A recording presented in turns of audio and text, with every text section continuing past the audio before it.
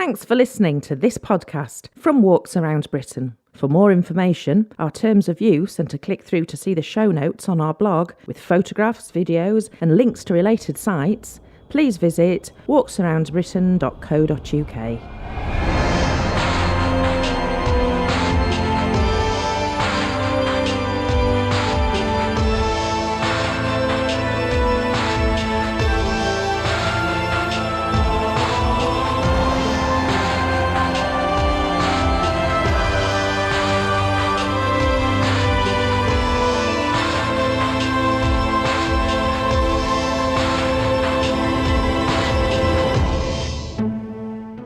On the 26th edition of the Walks Around Britain podcast, we look at a smartphone app designed to get non-walkers walking.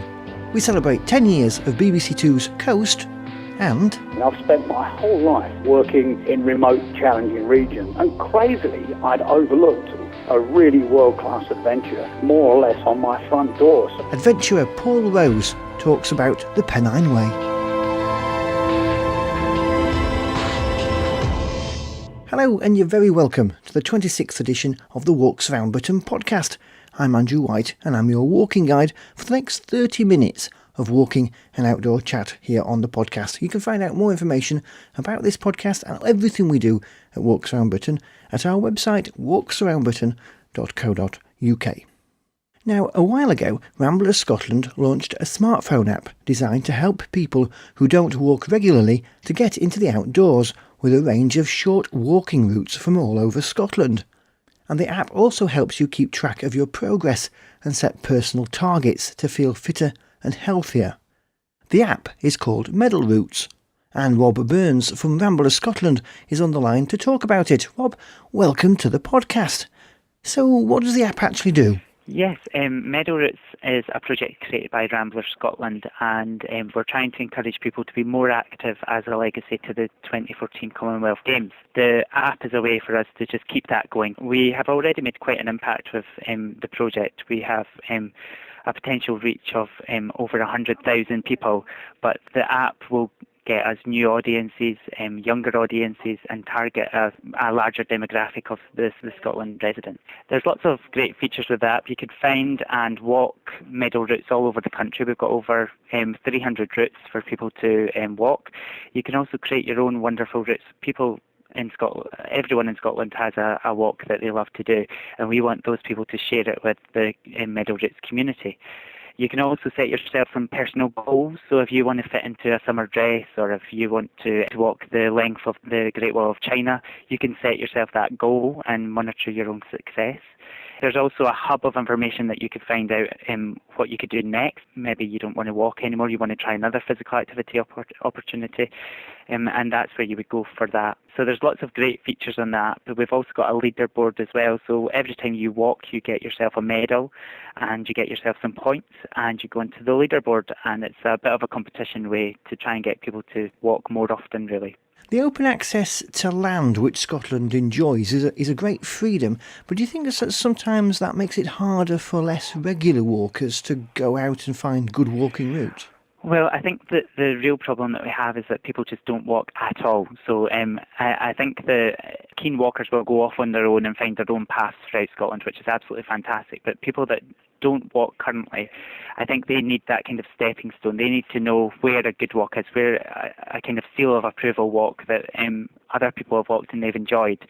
The Meadow Routes project is really engaged with that type of person that hasn't really walked before or hasn't really done that much physical activity. All the walks are either 15 minutes, 30 minutes or 60 minutes long, so it means they can kind of progress. They could start off with a very short walk just around their community, and then they can progress into a longer walk. I think that for many non-walkers, the image of walking is all about going up several Monroes on a multi-day trek.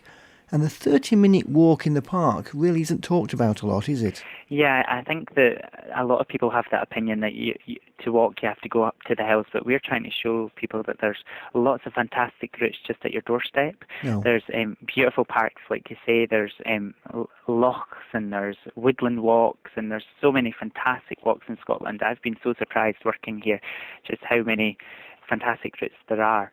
And this project is just to try and promote them. I mean, everyone knows about the Munros, everyone knows about the West Highland Way and all these longer walks that more extreme walkers will choose. But we've got a wealth of fantastic shorter walks, and that's kind of what the app itself is trying to promote and to try and get people out there using them. How much does the app cost?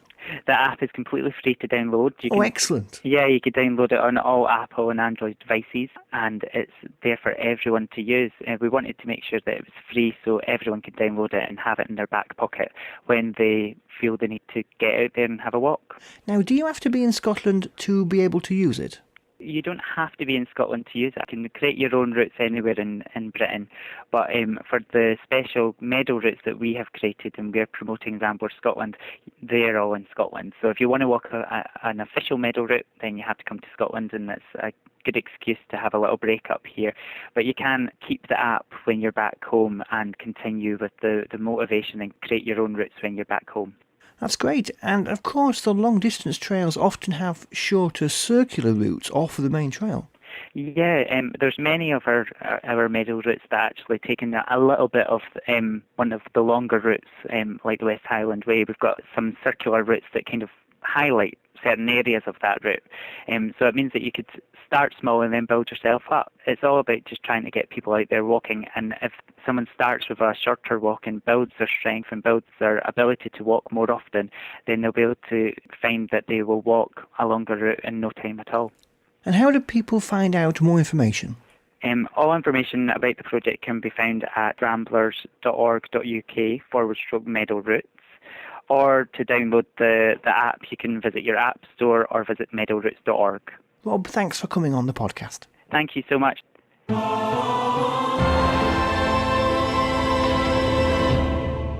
Now, it's 10 years since a series called Coast burst onto the screens of the UK on BBC Two, and it introduced a team of experts to discover stories along the shores of our island. The programme is back for its 10th series, and series producer Sian Price is joining me from Coast HQ. Sian, welcome to the podcast. So it's 10 years of Coast, which is pretty remarkable for a series which wasn't intended to last this long. This is the first series I've worked on. Yeah, when Steve Evanson and the team started Coast all those years ago, it was intended as a sort of one-off journey around the coastline of the UK. I think what they realised pretty quickly was once they started doing that, the possibilities were endless. The stories were amazing and never-ending, and there were so many of them. And why stick at the UK? Actually, there's a whole coastline across the world potentially to be explored. So we certainly, by Series 10, didn't feel there was any shortage of stories or places to go or new ways to revisit old places.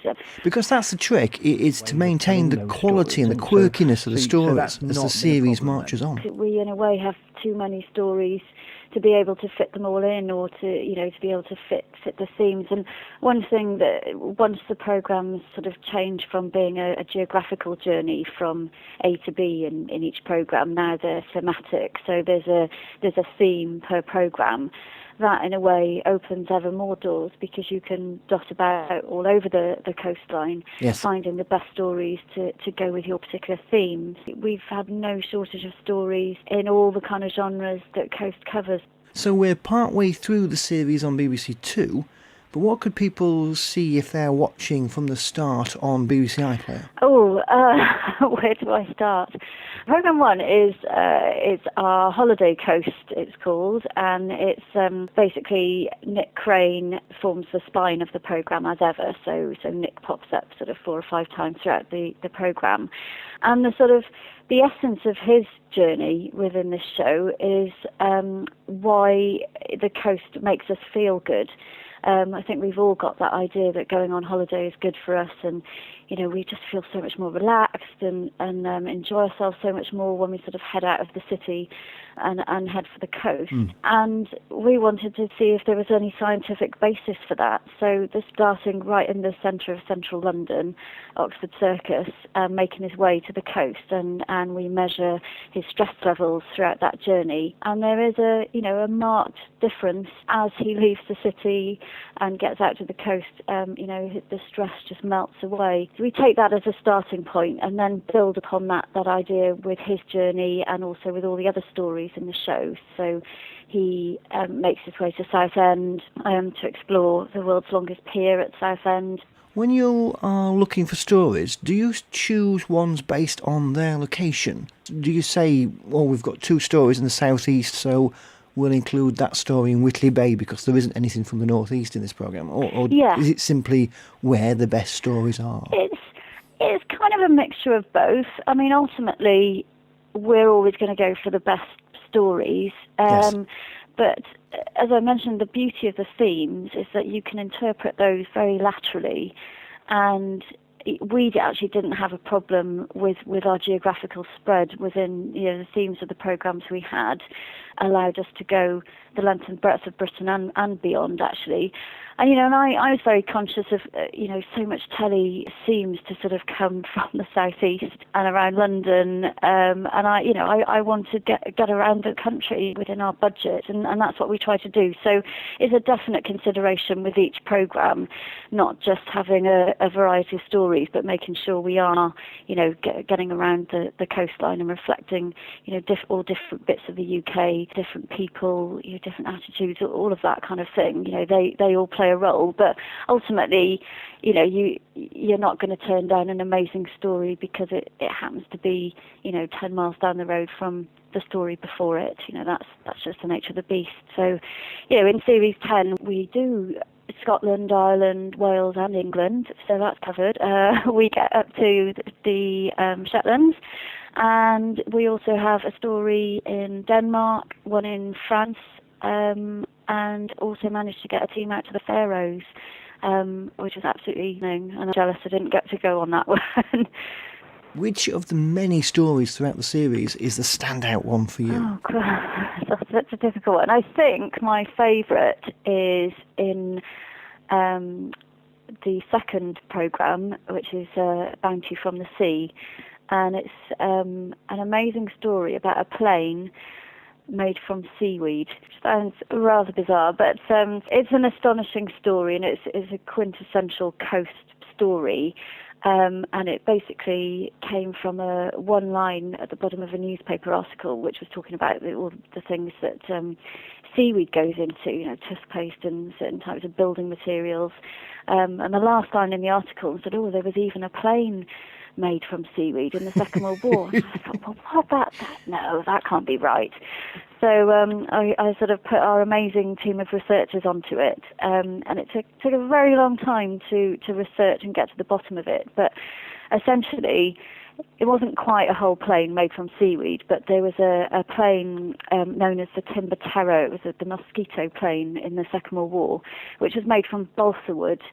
And when the U-boat attacks on the British convoys threatened the supply of wood, balsa wood, which was coming in from Ecuador, there was a mad panic that, we need a replacement for balsa wood. So a German scientist who'd fled the Nazis and happened to be a friend of Einstein, ended up in the UK and just sort of, was working for a company coming up with things they could use seaweed for, basically. And he came up with this amazing process of extracting water from seaweed using electricity to create a sort of a hard foamy type substance, which was a perfect replacement for balsa wood. So I have to say, our exec never believed that this story was true, kept demanding more proof. He thought we were making it up. And I was like, no, it's true. So we tracked down the granddaughter of the professor, and she obviously gave us photographs and some of his notebooks. It's an incredible story, absolutely incredible story, and Tess, who's obviously a well-known face on Coast, takes that on with aplomb, and it's just a brilliant story, all about humble seaweed. So, yeah, that's my favourite. So BBC Two Thursdays at 8 p.m. and on the BBC iPlayer? Keep an eye on the Coast website because there's a lot of unseen clips, interviews with presenters, things that didn't quite make the final programme.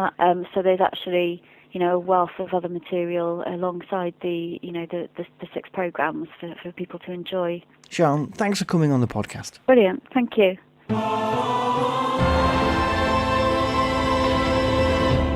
The Pennine Way was the first national trail in the UK, and in 2015 it celebrates its 50th anniversary. It might not be the longest trail in the country, that honour goes to the South West Coast Path, but the Pennine Way is probably the most well known. Well, earlier in the year, BBC One throughout the north of England broadcast a special series of programmes presented by the polar adventurer and ocean diver Paul Rose, discovering this most challenging of routes. Now the series is being broadcast to the whole of the UK on BBC Two, and for us in the north of England, it's the first chance to see the programmes in HD. And I'm pleased to say that Paul joins me now from Geneva, of all places. Paul, welcome to the podcast. So we here in the north of England have already seen it, but the rest of the country hasn't yet. What can they expect from this series? Well, I think they're in for some big surprises. I mean, even those of us up in the north, we know what the Pennine Way is all about. And yet, as soon as I got started on it, I was amazed by lots of things. The sense of wildness, the sense of adventure, how difficult it can be, but also how much energy-giving this thing can be. So I figured that if it surprised me, and it was a thing that I constantly bumped into while I was on the walk, is that I assume that it will surprise the rest of the nation even more. The Pennine Way has got such a history, hasn't it, as the first national trail, and the fact it starts in Edale in the middle of our first national park, the Peak District. Yes, I think it's absolutely great. I mean, here we've got, it was one man's passion, one man's dream to make this happen. And it took, 30 years. Tom Stevenson, he got that letter from these ladies that had walked the Appalachian Trail. Basically said, what have we got in England that is similar to that? Because we had nothing. People, the likes of me, weren't allowed to go up on the high fells. It was something that was for the landed gentry and farm owners. But of course, he took that on as a big challenge. It took him 30 years to get this into place, and thank heavens he did. And at the time when this idea came about, it wasn't too long after the Kinder mass trespass, so the movement was growing there for more access to wild places, but it did take a long time for the powers that be to change. Yes, exactly, and the Kinder trespass, and when you're on the Pennine Way on the first day, as you leave Edale, you go up along the side and you can see Kinder Scout right up there with the great mass trespass and everything, and there's a wonderful story that when the Pennine Way was opened, they all went up there for the great opening ceremony. And they were, even then, when the Pennine Way had been approved and it was in and it had all been finally agreed, tensions were really red hot because they were having fights up there with some of the rangers and landowners to try and keep them away. So, wow. It was a really tense time. So this is a major trail, and it's not to be undertaken lightly, is it? Very true. I mean, it's 268 miles, and I haven't done the whole thing. I mean, it was just impossible. We did think at some point that the way for me to do it would be to walk the whole thing and see who I bumped into on the way, but in the ways of television, we realised that the only way we could meet the right people at the right time was for me to do it in sections. So I just did it in bursts. I know I've done the very best bits, and I don't wonder if I've actually walked further than the 268 miles because we were doing it in fits and starts and various bits over the whole of the summer. Yes. But either way, it's a real challenge. I mean, it's a real full-on challenge, and I use the same skills that I use in Antarctica and Greenland and all these other remote places that I work in doing the Pennine Way. You've still got to be able to be a decent navigator. You've got to know your limits. You've got to be fit. You need to know what to do when the weather goes down. And even though you might have a good phone signal for one good section, doesn't mean you'll have a good phone signal 5 minutes later. Yes. So you've still got to be able to, really use your wits. And it's a physical and mental challenge, no doubt about it. The enthusiasm that you had for the trail really came through in this series, and it was very contagious. And people are starting out on the Pennine Way every day. Yes, Exactly, and I think that's the way to do it, is to approach it with a high degree of enthusiasm, and don't let purchasing the right waterproof jacket or the right pair of boots put you off. I think you're better off just to get started and have a good go at it. I mean, you can do it in the sort of purist style, which is start at Edale and go all the way to Kirkyutton, don't stop, carry a tent, be very independent, and you have the freedom to stop and start anywhere you like. But of course, it takes a bit longer, between 2 and 3 weeks. You're carrying heavy loads, but you do have complete freedom. Yes. And then there's the way most people do it these days, which is stop at bed and breakfasts, because you don't have to carry too much gear. You're certainly not carrying a tent. And the bed and breakfasts and hotels and pubs on the way are really set up for drying your boots, drying your socks, and providing you with vast quantities of really great food. And then you can make that even easier by having someone carry your gear. That's like a little porterage service. There's a few of them working the Pennine Way now, and they'll take your overnight bag and plop it up to your next point of stay. So that means that you really are carrying a very, very light pack indeed, and you can leave your dinner jacket if you want in your overnight stuff, so you can be living a fairly high life at the bed and breakfasts, pubs and hotels whilst travelling next to nothing. And then the other way of doing it, of course, is do it in little bursts. Do it on weekends, and even sort of a Friday night, do a few hours and gradually chip away, and you'll get hooked. I mean, I guarantee people get hooked, and do the whole walk by doing it in small sections. So either way, people can get it done. But either way, people do have to remember it's still a good old challenge. Well, people do the Munros in Scotland and the Wainwrights in the lakes in just that way, don't they? The people who plan out to complete the Pennine Way over months or even years.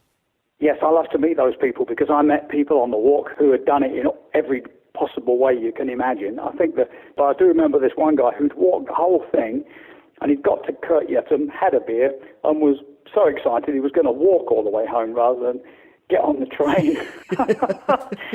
I met another man who was doing it for his 19th time. He'd done it 16 times, and he was on his 19th time, and people get hooked on it, there's no doubt. And other people I met were doing it in little bursts, as you say, just like doing the Scottish Munros or the Wainwrights in the Lake District. They were going out and doing a section, and then the following weekend doing another section, and gradually chipping off the whole of the Pennine Way in nice, manageable, easy to arrange bites. Now, you and I are very used to getting out walking, you obviously much more so in the wild areas, but television film crews aren't known for getting into the outdoors very often. How did the crew cope with the experience? Well, we did really well, because we weren't a very big crew. I mean, the BBC crew, we were at any given point only 3 of us, and that was the genius Paul Greenham, who is the director, producer from BBC Leeds, who came up with the idea in the first place. So he was always there. And then there was one of 3 cameramen there, and myself. So we were light, so we could generally put up with anything. It was a bit tricky in some special places. I mean, not everybody on the team was comfortable caving. Is it going to be all right caving? Are we going to get stuck? What's it like to go caving? And then things like when it just got cold and windy and miserable, we're all as cold and windy and miserable as everybody else, so it wasn't too bad. I mean, I think we were a bit tougher than an average BBC film crew might be. We had to be careful with gear. On the special section, say the canoeing, we used GoPros, which as you know, are completely waterproof and very rugged and all that. But when we were underground or climbing or outside, then just keeping the gear charged up, dry and not full of dust, for instance, is an important thing. But we did really well, because I'm working with a really experienced team, some of the world's best, and a bit of rain or sideways dust blowing isn't going to stop them. My granddad used to call that an idle wind. It's the sort that goes straight through you. And there can be a lot of that, because after all, these are wild places, and we tend to think that there can't be extremely wild places left in Britain, because we're always told that it's very small and too crowded, but nothing is further from the truth, really. Yes, it's well said that. I mean, people do feel that, wow, Britain has turned into quite a crowded, and it's still a very small country. Can there be any wild places left? But indeed they are. And what's particularly great about the Pennine Way is the valleys and the roads through it and around it can be pretty dense, and you can be stuck in traffic and, almost begin to feel sort of claustrophobic in those industrial valleys. And then a very short time later, you're on top of a hill or walking along a farm track with a real great sense of exposure and wildness and the spirit of adventure and sheer beauty of nature. And it sort of reinforces why we need these places even more and why we should celebrate and indeed protect them because they are so valuable in a busy country like Britain. And it's interesting to think that the people who walked the Pennine Way in those first years wouldn't have thought that they would eventually be walking over one of Britain's busiest motorways. Yes. I mean, when the Pennine Way was put in, they had to make arrangements for people to walk over it, or walk over the M62. And in them days, who would have thought it would be quite so busy? I mean, it's a lovely bit out on the walk, and I've done it a number of times now, that part of the walk, and it's really great to come across that lovely open moor and suddenly realise, holy smokes, it's the M62, and here's a bridge specially for us walkers. Those two bridges over the motorway there, the one for the Pennine Way and the other one carrying the B Road, the Scamandon Bridge, which was the longest single-span non-suspension bridge in the world when it was built. I think they are works of outstanding design and beauty. Yes, I agree with you. I think they're great pieces of work, and there's something quite celebratory about walking across there, thinking, you know what, this is a nice piece of work, and it's put across a very busy motorway, and it's put there just so that people can walk. I think that's really good. I think that shows we've got the priorities in the right place. What would be your collective memories from the filming of the series? Well, the memories were being surprised. I mean, I live in Windermere, Cumbria, which is only 30-odd miles from the Pennine Way, and I've spent my whole life working in remote, challenging regions and seeking them out, if not for work, then for pleasure, and that's where I go. I love to go to the wild places. And crazily, I'd overlooked a really world-class adventure more or less on my front door. So that was the main thing. It's just how close it is and how wonderful it is. And then that was reinforced by me meeting people on it. I mean, I met people from Canada, from the States, from all over the world who were doing this walk, and they'd heard about it and come. And everybody said it was living up to their expectations. Everyone was enjoying it. I really loved meeting the guy who had done the whole thing and then had a beer at Kurt Yetterman, was walking all the way back again. I think he started somewhere around Leeds. What a great man, and he was camping too, so he was camping a pretty good load. And the guy who was on his 19th time, I think I've got the numbers right, I think he completed it 15 times, hadn't made it 3 times, so that makes 18, and then he was on his sort of 19th. And he was a great man, and the great thing with him is that when he wasn't walking the Pennine Way, his job was a postman, so he walks for a living, That's a real busman's holiday. Yes, exactly. Lovely, yes. And I asked him what had changed about the walk, and he said, it's a bit easier because it's better signposted. The bogs have got boardwalks on and flagstones, and so the route itself has been improved. And he said the people are friendlier than they ever used to be, and the beer is better. Paul, thanks for coming on our podcast. You're very welcome. Take it easy, Andrew.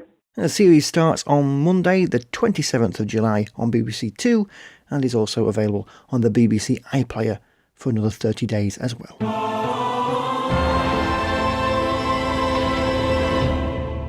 Well, that's the end of another packed podcast.